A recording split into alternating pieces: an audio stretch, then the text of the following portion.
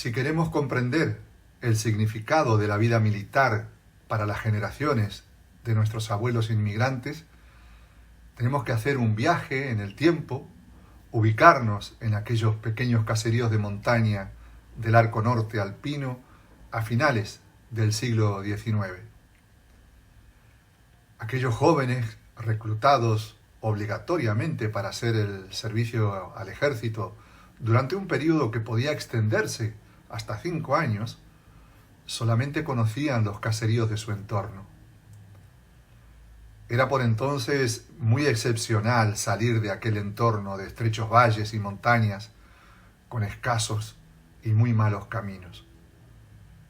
Enrolarse, por lo tanto, en el ejército era considerado un momento clave que marcaba sus vidas. Significaba romper las fronteras de aquellos espacios cerrados, asomarse a otras costumbres, a otras normas de vida, distintas a las conservadas por generaciones en sus alejados caseríos. Por lo tanto, el reclutamiento militar se convertía en una auténtica puerta hacia el mundo. Y por esto era tan valorado este momento que ya desde el año anterior a ser convocados, ¿no es cierto?, los jóvenes implicados elegían a un representante y organizaban al detalle el rito de pasaje, que consistía en marchas festivas, cenas, bailes, encuentros que duraban hasta 5 días, ¿no? Un momento clave que generaba cierto temor y desconcierto, tanto entre los jóvenes como entre sus familias, era pasar la revisión médica, que los clasificaba en hábiles, descartados o reenviados para volver a ser valorados en años subsiguientes. El juicio de la revisión médica era estimado como un veredicto de madurez, de habilidad, ¿no?, para ser totalmente hombres. Y ser descartados era un deshonor, tanto personal como familiar. Por tanto, al contrario de lo que hemos visto en nuestro país, en la época en que el servicio militar era obligatorio y en que muchos jóvenes, ¿no es cierto?, intentaban hacer de todo con tal de librarse del servicio militar. Al contrario, como digo, nuestros ancestros intentaban una aprobación que les permitiera entrar en la leva junto a sus coetáneos, ¿no? De hecho, el refranero popular lo afirmaba de manera muy clara y también muy excluyente, ¿no?, estigmatizando a quienes no eran considerados hábiles. Y ellos decían: ma guarda, que non è buon pa'l re, non è buon neanche per la regina. Significando que quien no era hábil para servir al rey, tampoco lo es para servir a la reina, indicando que quien no sirve para la vida militar tampoco sirve para el matrimonio. En el caso de nuestros ancestros, provenientes de la zona prealpina de la provincia de Vicenza, sobre todo, la revisión se hacía en las ciudades de Tiene o de Schio.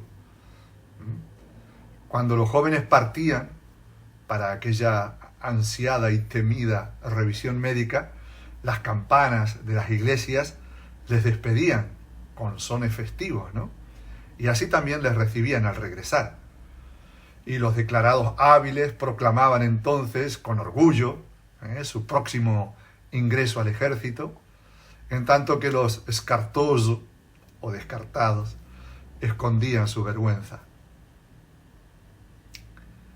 Hay un valor esencial, particularmente promovido en la vida militar de estos jóvenes, y es justamente la solidaridad, el sentido de fraternidad.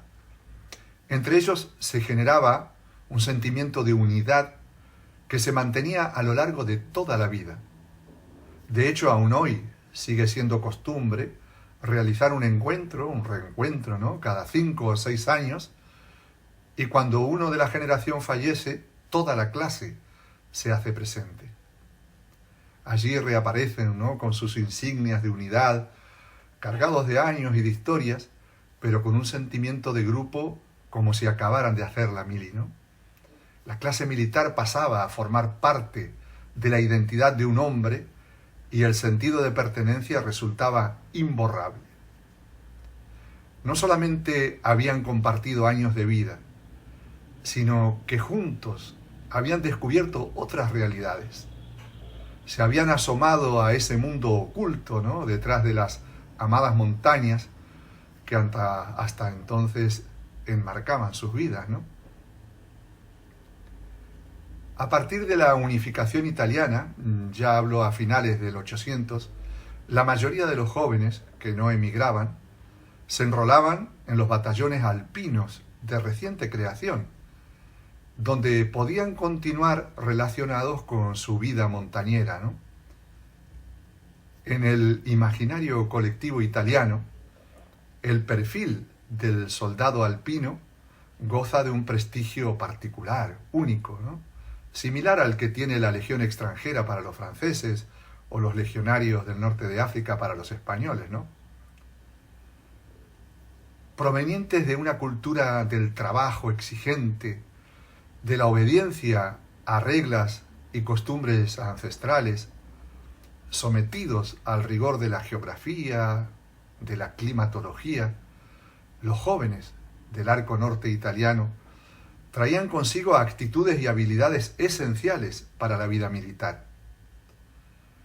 Por esto, dado ese acendrado espíritu comunitario y su capacidad de entrega solidaria, de trabajo, de sacrificio, los jóvenes militares del campesinado montañero eran considerados excelentes soldados.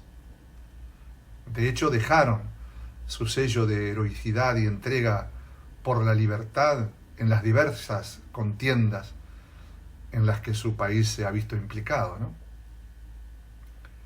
Especialmente valiente ha sido el accionar de los soldados alpinos durante la Primera y la Segunda Guerra Mundial.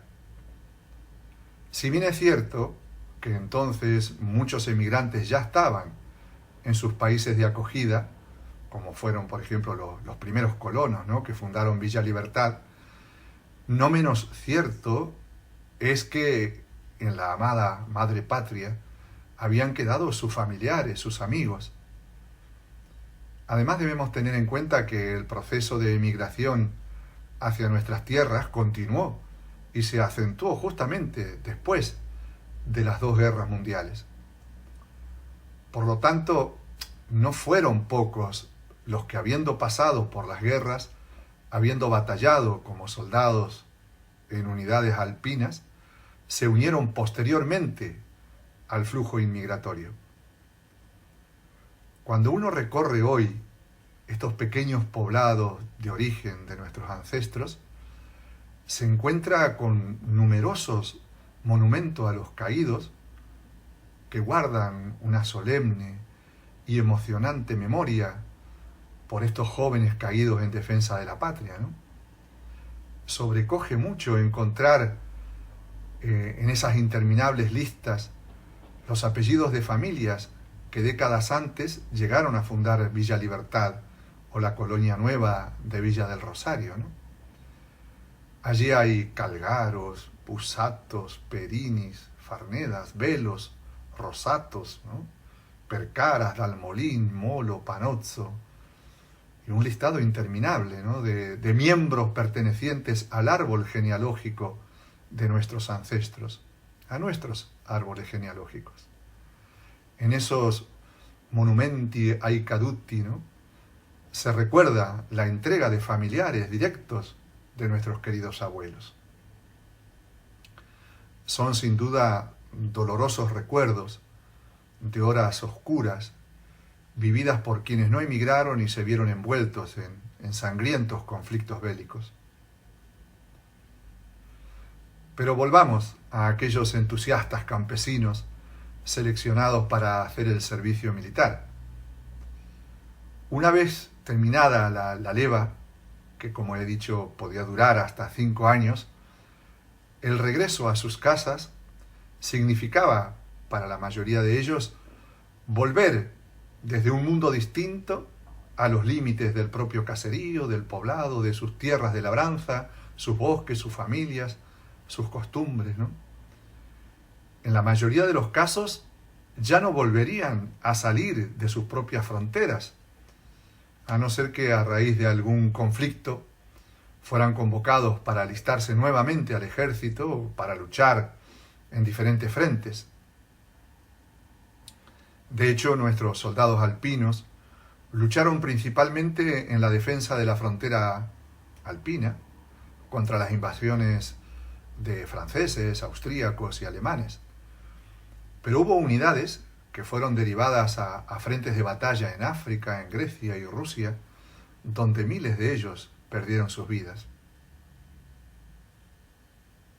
Esta pequeña reseña histórica sobre las formas y el sentido de la vida militar en la cultura de nuestros ancestros creo que es necesaria para comprender cómo nuestros abuelos inmigrantes articularon su inserción en la tierra de acogida. Y lo primero quizás sea tomar nota de este hecho ya referido, ¿no? La vida militar era para ellos muy apreciada, muy estimada. En un tiempo donde en nuestras tierras se incorporaban colonos provenientes de diferentes nacionalidades europeas y se mezclaban con habitantes autóctonos, era preciso encontrar espacios donde se formara, se reforzara la identidad nacional, donde se construyera el sentido de pertenencia a una misma patria. La vida militar fue uno de esos espacios esenciales que generaron y que continúa generando y reforzando la identidad nacional, promoviendo los valores de la unidad bajo una misma bandera, la entrega en el servicio, la solidaridad. Aquel mismo sentido de fraternidad vivido por nuestros abuelos inmigrantes en su entonces naciente Estado italiano, pero esta vez siendo constructores de una nueva idiosincrasia, la entrerrianía argentina. Muchísimas gracias por la atención que me habéis regalado.